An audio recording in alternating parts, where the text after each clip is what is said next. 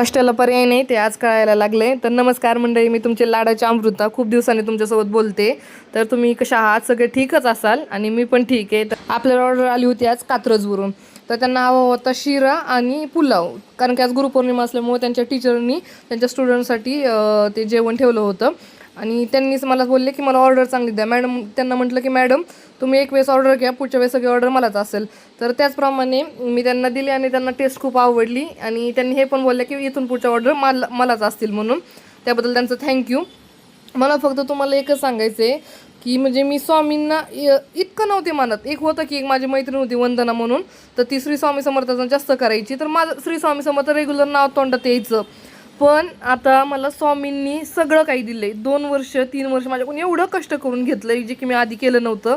पण मला आता ते सगळं भेटायला लागलं आहे जे मला हवं होतं, ज्याची मी कधीतरी इच्छा केली होती. तर मंडळी, मला फक्त एवढंच तुम्हाला सांगायचं आहे की खरंच प्रयत्न करा. तुम्ही जे काय करत असाल तुम्हाला नक्की भेटेल म्हणून.